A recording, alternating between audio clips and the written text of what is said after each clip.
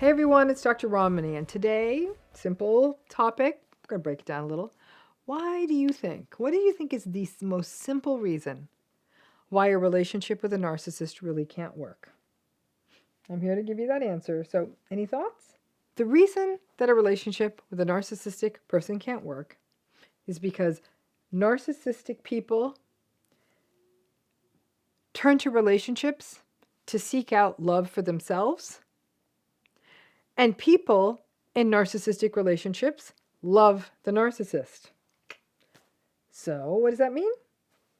All the love is going one way, and that's to the narcissist. And that's why it can't work, because in terms of the love, it's narcissist 2, you 0. All the love goes to the narcissist because they're using the relationship simply to get love for themselves. But let's break this down. And for those of you who don't know, I'm Dr. Ramani. Welcome to this YouTube channel. And please, if you're new to this channel, hit that subscribe button. So let's break this down a little bit, because that's the simple reason. And I know you must be thinking, really, Dr. Ramani? You've posted how many videos? And we got this one. But I really want to break this down for its utter simplicity, sort of the basic truth here. Because so many of you are falling into these relationships, or you're still in these relationships, and you want to understand it. But I think it helps to understand that from the beginning, every narcissistic relationship is doomed. And that stands whether it's an intimate relationship or a parental relationship or even a friendship. Like I said, these relationships can't work because all narcissistic relationships are based on a faulty premise. You seek to love them and they seek love for themselves. That's the problem.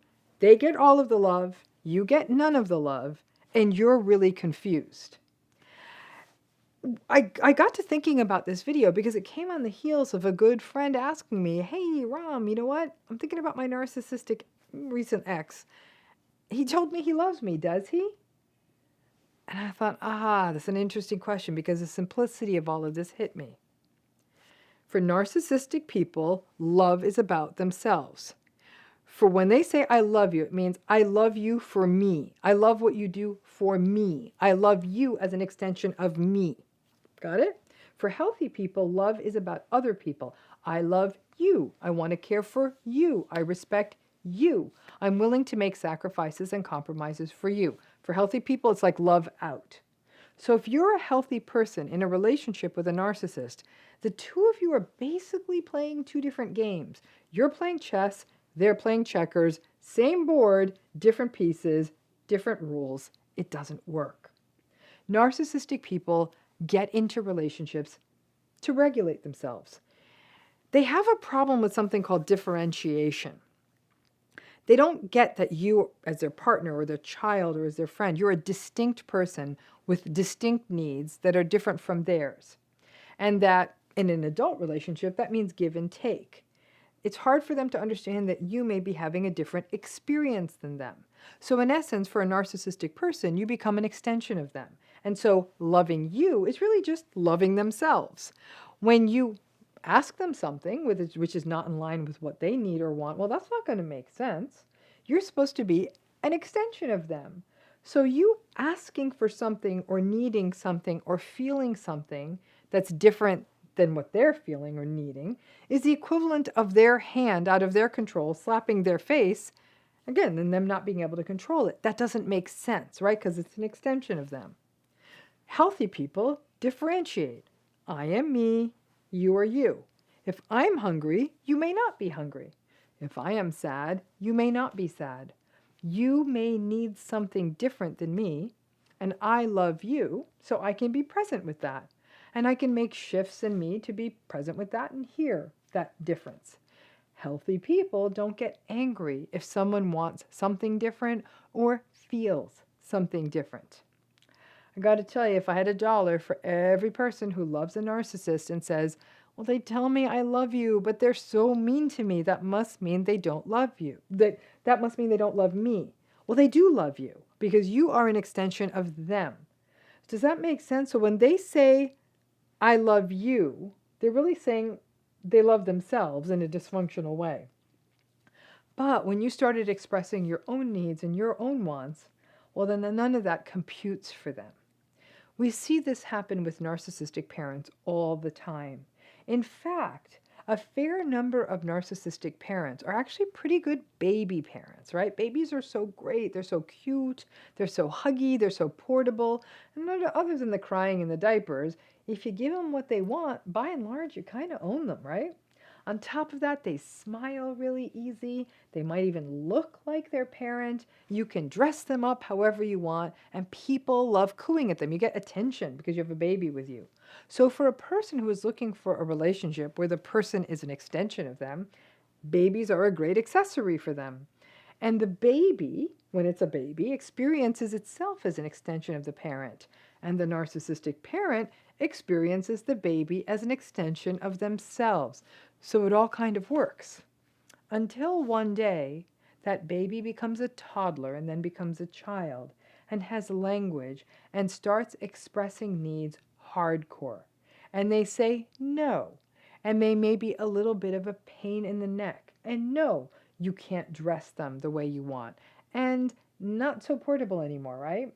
And a narcissistic person may experience their child as more inconvenient because now that child has needs and they may not align with the parents. In fact, the child is doing what they're supposed to do.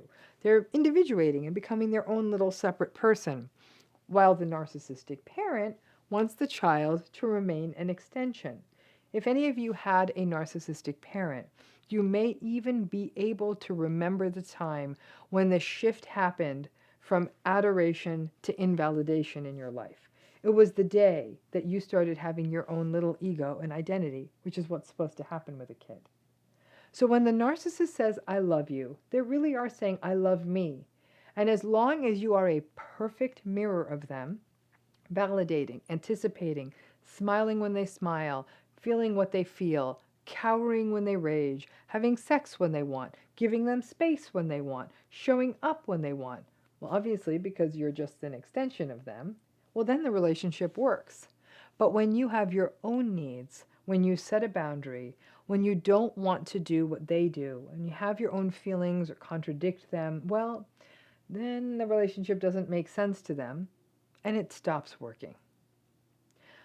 When you, as a healthy person, say, I love you to them, and you are compromising and listening, and you're there for them, even when it's not convenient for you, and you're validating them, and you wonder why they can't give it back.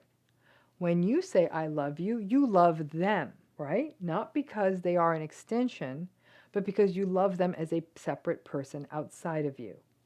And this fundamental difference, loving the other versus loving the self, that's the problem. It really is that simple. And for this reason, narcissistic folks are not able to be adequate partners, friends, or parents.